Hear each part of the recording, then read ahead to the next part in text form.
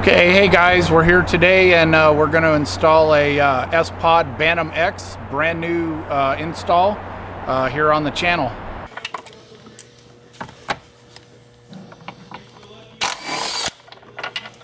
And where were the other ones? Right there.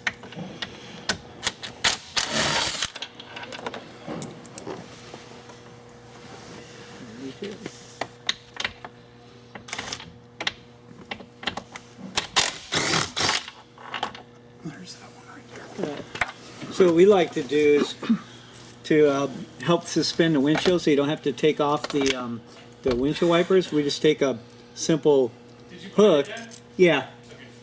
And then just take this same existing bolt, put it back into one of the holes on the windshield frame.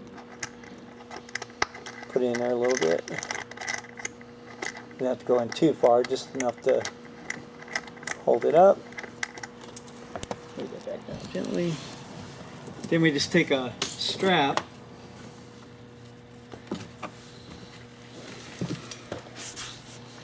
This way. Yeah, here's a much shorter strap than the one I've got here, obviously. Don't let it go too far forward. Let's see. A little bit more slack. There you go. Okay, so the reason we're folding forward the windshield is so we can get access to this area right here, which is where we're going to run the cable to goes from the control panel to the main source unit. One trick that we learned from John is when we use the strap arrangement, it holds the windshield forward, but we don't have to remove the windshield wipers. So technically, if you were going to lay this windshield all the way down, you'd have to take the windshield wipers off. But because we're just running a wire through here, we don't need to pull the windshield wipers and everything to fold this down. What I like to do is I always like to bring it up by the crack here and maybe stick up it that in. way. Okay. Yeah. Yeah, so it comes up this side of the dash and over here, and then till it reaches up to the top over there, and maybe a little extra too, because there's plenty of room to go over here to the Bantam. So since the cowl is all hollow through here and it gives you good access up to the windshield frame, what I like to do is either just first of all stick it. Actually, I don't have to go through there. You go through. Start fishing it up through the side here. You see it yet? Yep. Here it comes. There it is. There. You see it comes right up. I'll show you right there how easy it came up through there. Okay. What you want to do is feed it up and keep it as close as you can to the dash plastic there, and then bring it up to the. Oh yeah, sorry, you're going to the bottom one. Yep. Yeah, and keep enough service loop too in case you have to adjust it. Is that enough? Yeah, I think that is. Okay. So that's how you get that through the windshield frame. We'll leave this forward for a little bit just in case, but even if you had our other system, if you're going to mount the our panel over there, you can still route the cable down under the threshold and come right up to the dash. And this is a really good conduit for electrical, airline, and CB and ham radio coax too. It's really handy. So because we utilize this mounting hole here, what you can do is rob a bolt from one of the other fender flares. What I like to do is take one from an inconspicuous place. You can take it from here and just use it there, but you're going to see some gray primer under it. What I'll do is I'll steal one like from the front over there underneath the air cleaner, because you got a lot of extras on here anyway, so you could even steal this one if you want, but that's the only reason why I don't take this one out. Our instructions show to use that one, but if you don't mind just having a little piece, you're going to see some, whatchamacallit underneath it, we call it primer. So these are the two bolts we're going to use for our bracket and install the source here. So I'm going to go ahead and remove the 10 millimeter here. See, hear that fender.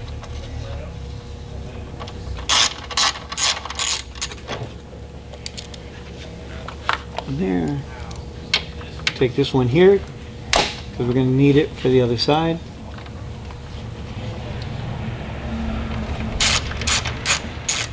Alright, I'm ready for the Bantam. What I like to do is just kind of lay it on here. We just lay the cables up there for right now.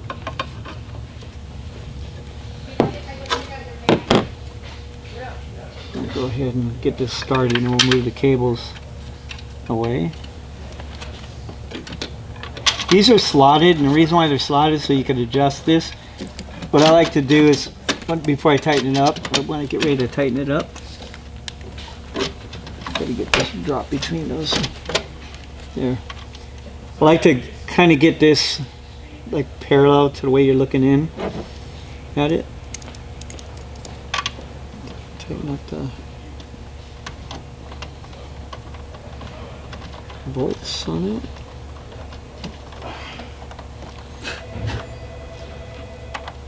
I won't tighten it real tight yet.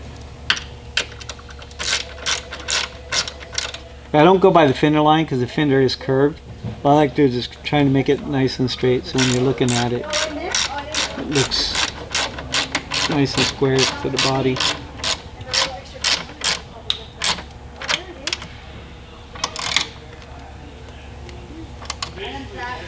So that's it for installing the source itself.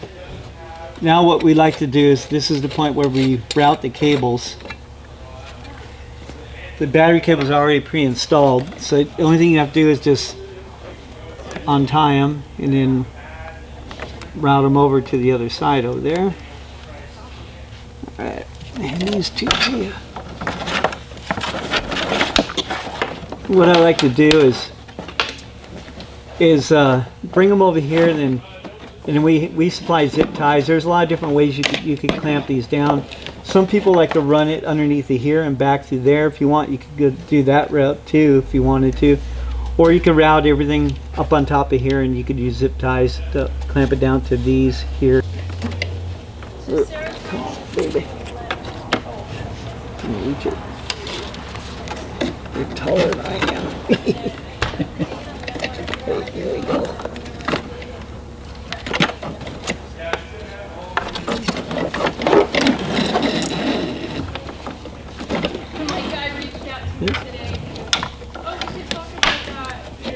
Okay.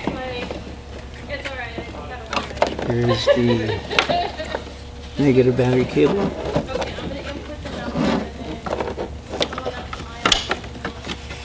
When you get back to the shop, you can probably. Oh, we got a knot. It's a nice thing about these battery cables, how we braid them. You know, it doesn't make them look all ugly when you're wiring them all up. That's pretty clean.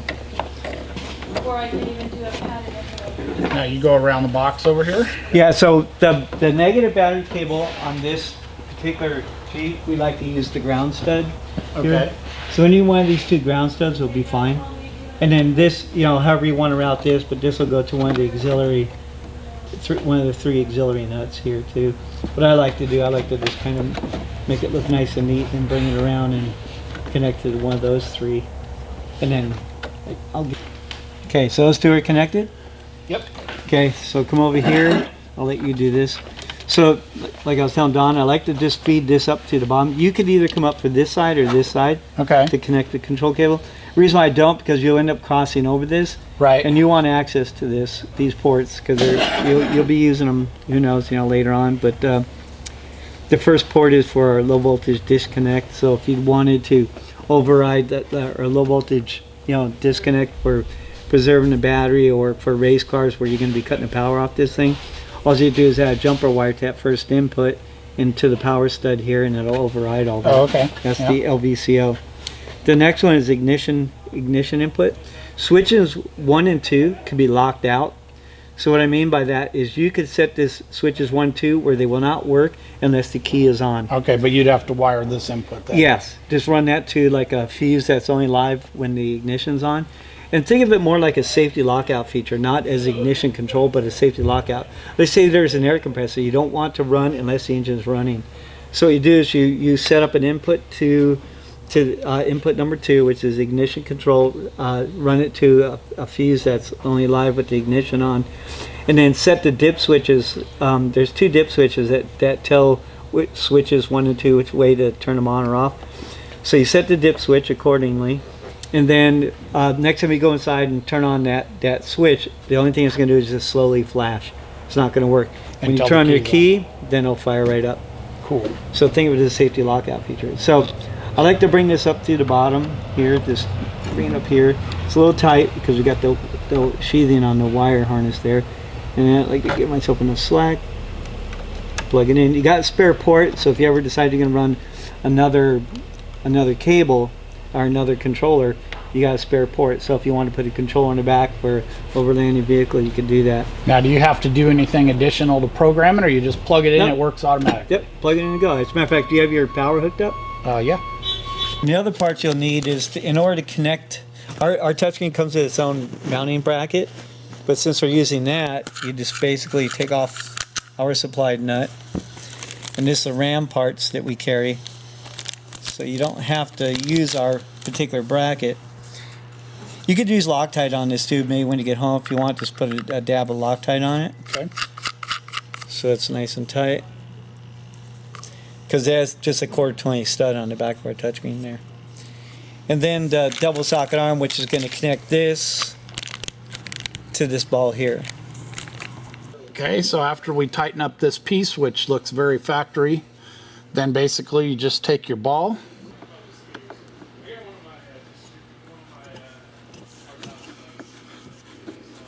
okay, and then after you get this ball in, basically you can use your Allen just to snug it down. So now you have a nice secure mount, looks factory, and you got your 1-inch ram ball on there.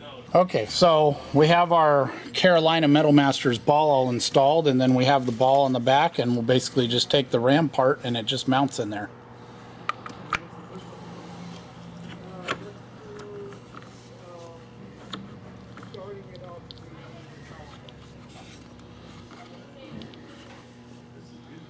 Simple as that. Go ahead and start up your vehicle. So one thing to take note, the first time you install one of these things, you always have to start the engine once to initialize our system.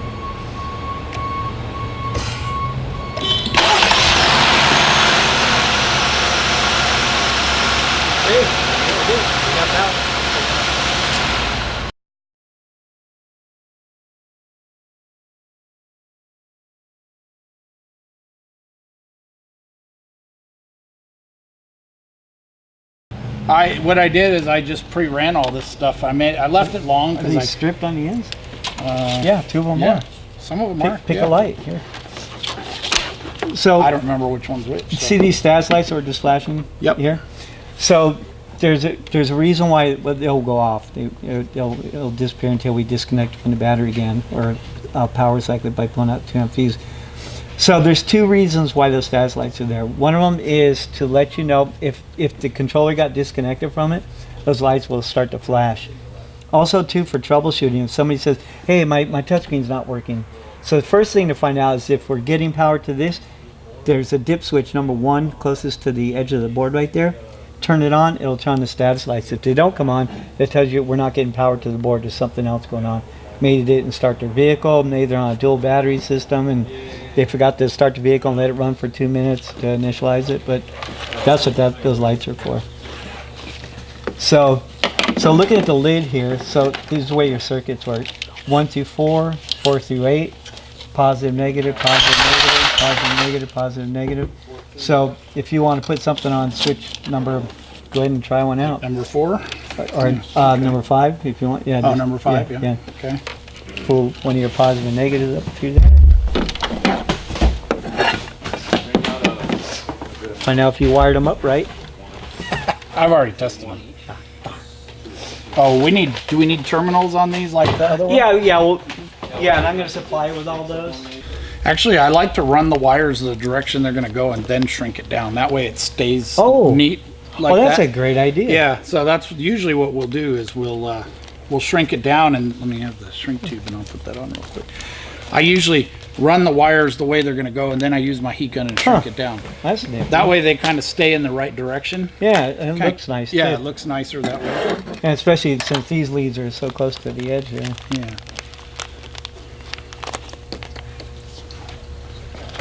And by the way, these connectors and the shrink tubing we use is all American Thomas and Betts stuff.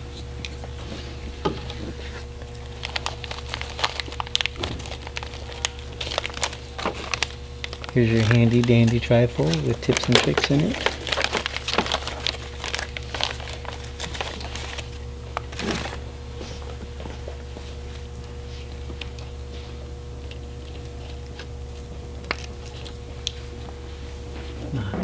Oh, except I forgot. Oh, it'll slip over. yeah. I could expand it.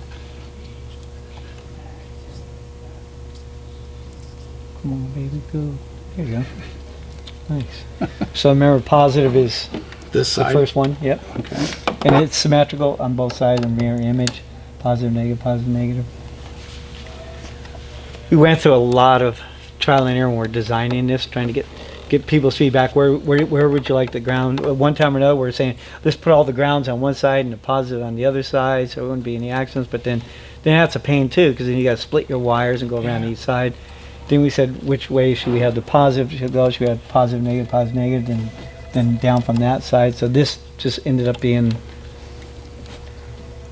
the way to go. Go ahead and fire up switch number 5. 5. Yep. Let there be light. What's that hook to? That's the side light right here. Okay, go to setup. Oh, Okay, go to touch switch number 5. Go to switch features. Put a check in the dimmable, and then flash. Tell it back, Back. and then back again. Now back one more. Oh, there. Okay, turn on switch number 5. Oh, got to go back one more time. There. All right. Right there. Okay, turn on and back up. Turn it back on. Now take the slider bar and slide it up and down. Look at. Oh, check that out. no. You might want to film that, Don. And then That's also pitching. too, we programmed it for flash and strobe. So if you put it in the off-road mode, see the flash button just lit up there? Oh, okay. So, Oh, that's freaking rad. or you can program for strobe if you want, whatever you like. That turns it off and on. And you can dim it. So how did you get into that mode? So, that's if it's in Oh, the off-road on-road mode. yeah. There you go. Okay. So it disables those Here, functions. swing it this way so he can see what you're doing. Oh, there you go. So right now it's in the off-road mode. I put it back in the on-road mode, which disables the flash feature. And then it'll appear again once you put it back on off-road mode.